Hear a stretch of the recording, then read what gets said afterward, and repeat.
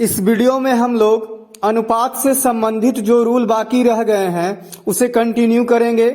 हमारा अगला नियम है, जब दो या दो से अधिक राशियों की मात्रा या संख्या समान हो तो उसे अनुपात में 1:1:1:1:1 डॉट डॉट लिखा जा सकता है।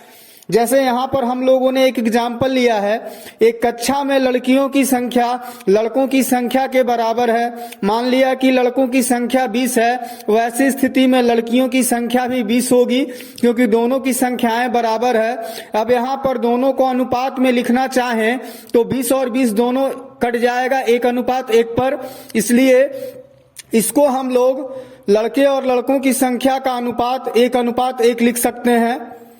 उसी प्रकार एक और एग्जाम्पल लेते हैं, एक मिश्रण में दूध तथा पानी की मात्रा समान है। दूध की मात्रा मान लिया 60 लीटर है, वैसी स्थिति में पानी की मात्रा भी 60 लीटर होगी।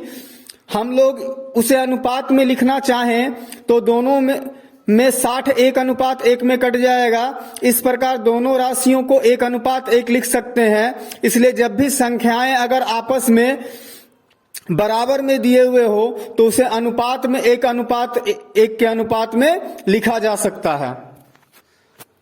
अब इस नियम पर एक सवाल को हल करते हैं।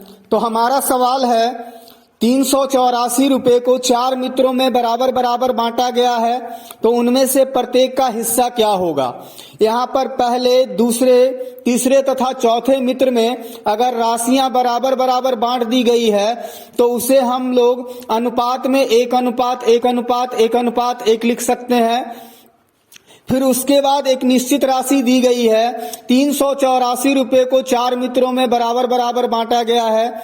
इसका मतलब यह है कि 384 रुपया सभी मित्रों को मिलाकर हिस्सा है। यहाँ अनुपात में सभी मित्रों को मिलाकर हिस्सा 1 + 1 2 + 1 3 + 1 4, इसलिए 384 का तुलना 4 से कर देंगे। फिर जिसे पूछा गया हो उसे अनुपात से लेकर गुना कर देंगे। पूछा जा रहा है प्रत्येक का हिस्सा क्या होगा। अनुपात में प्रत्येक मित्र का हिस्सा 1 है, इसलिए 1 से गुना कर देंगे। 384 4 से 96 पर कट जाएगा। 96 में 1 से गुना करेंगे तो 96 आएगा। हमारे सवाल का जवाब होगा 96 रुपया, ऑप्शन नंबर सी। हमारा अगला नियम है, शाब्दिक अर्थ अधिक अथवा कम का मतलब होता है दो राशियों के बीच का अंतर। इसे हम लोग एक एग्जाम्पल पर समझ लेते हैं। मान लिया कि यहाँ पर दो व्यक्ति हैं, एक राम तथा दूसरा मोहन। राम के पास 1200 रुपया है तथा मोहन के पास 1500 रुपया है। अब इसको हम लोग दो तरीके से बोल सकते हैं। पहला तरीका है, मोहन के पास जो धन है वो राम से 300 रुपया अधिक है। यहाँ पर जो 300 रुपया अधिक आया है वह राम तथा मोहन के भागों का अंतर ही तो है। उसी प्रकार दूसरे तरीके से बोल सकते हैं कि राम के पास जो धन है वह मोहन से 300 रुपया कम है, तो यहाँ पर जो 300 रुपया कम है वह भी राम और मोहन के भागों का अंतर ही है। इसलिए आज से जहां भी शब्द अधिक अथवा कम की बात की गई हो तो हम लोग समझेंगे कि वह दो राशियों के बीच के अंतर की बात कर रहा है। अब इस नियम पर एक सवाल हम लोग हल कर लेते हैं। तो हमारा सवाल है, एक धनराशि को ए, बी तथा सी के मध्य 3:4:5 के अनुपात में बांटा गया है। यदि बी का भाग ए के भाग से 1200 रुपया अधिक है तो वह धनराशि क्या है। यहाँ पर ए, बी तथा सी के भागों का अनुपात दिया हुआ है 3:4:5। फिर उसके बाद एक निश्चित राशि दी गई है, यदि बी का भाग ए के भाग से 1200 रुपया अधिक है। अधिक अथवा कम का मतलब होता है दो राशियों के बीच का अंतर। यहाँ अनुपात में ए और बी के भागों में 4 - 3 1 का अंतर है, इसलिए 1200 रुपये का तुलना 1 से कर देंगे। फिर जिसे पूछा जाएगा उसे अनुपात से लेकर गुना कर देंगे। पूछा गया है वह धनराशि क्या है। वह धनराशि का मतलब ए, बी और सी तीनों का कुल हिस्सा। यहाँ अनुपात में तीनों को मिलाकर 3 + 4 7 और +5 12, इसलिए 12 से गुना कर देंगे। 1200 में 12 से गुना करेंगे 14,400 रुपये।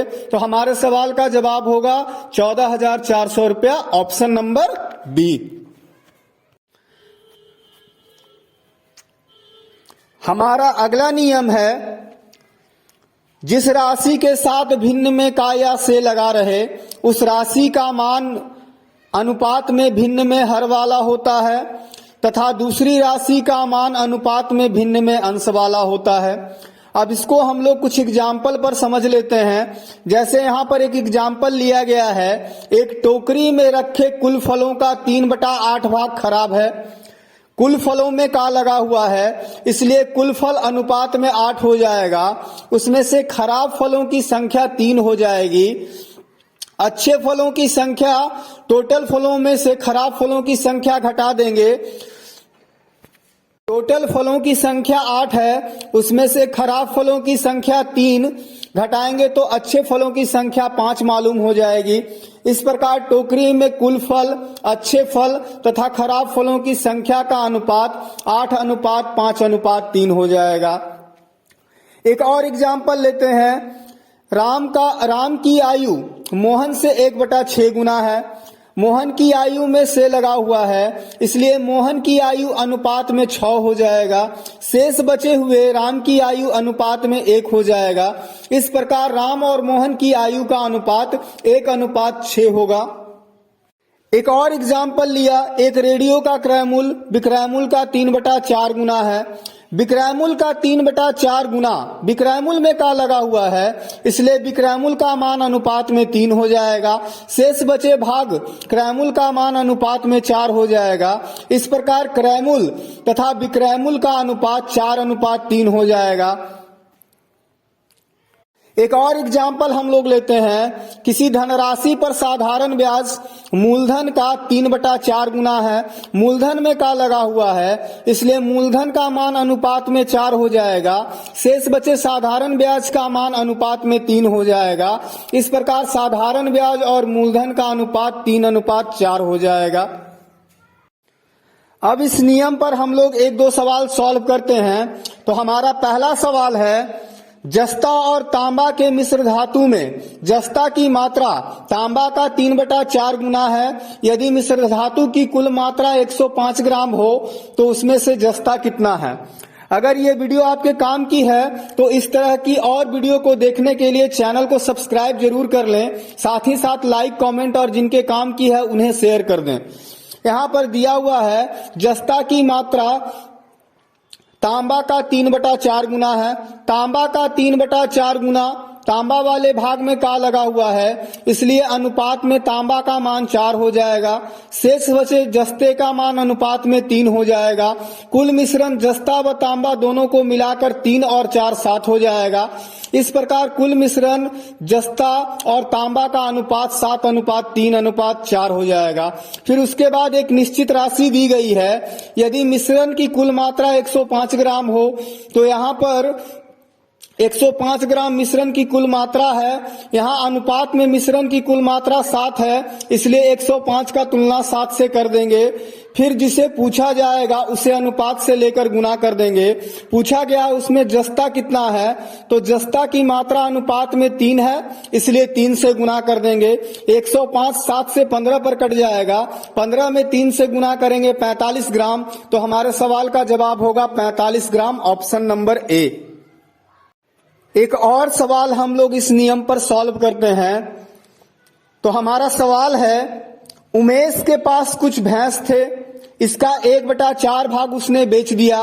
बेचने के बाद उसके पास 60 भैंस शेष रह गए, तो उसके पास कितने भैंस थे। यहाँ पर दिया हुआ है, इसका 1/4 भाग उसने बेच दिया। इसका मतलब हुआ कुल भैंसों की संख्या का 1/4 भाग उसने बेच दिया। कुल भैंसों की संख्या में का लगा हुआ है, इसलिए कुल भैंसों की संख्या अनुपात में 4 हो जाएगी।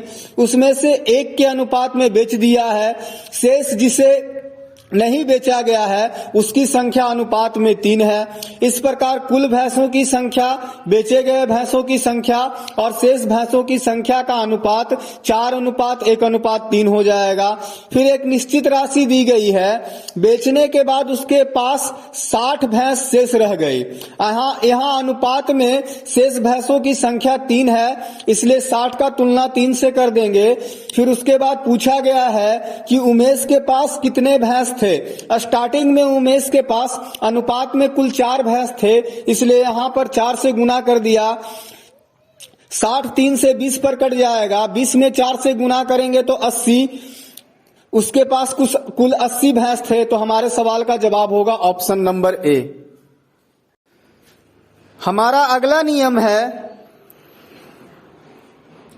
जब 2 या 2 से अधिक भिन्न दिए हुए हो तो उसमें अनुपात में कुल संख्या मालूम करने के लिए या जिसकी जरूरत सबसे ज्यादा है उसे मालूम करने के लिए दिए गए भिन्नों के हरों का एलसीएम मालूम कर लेते हैं। अनुपात में कुल संख्या या जिसकी जरूरत सबसे ज्यादा है वह मालूम हो जाएगा।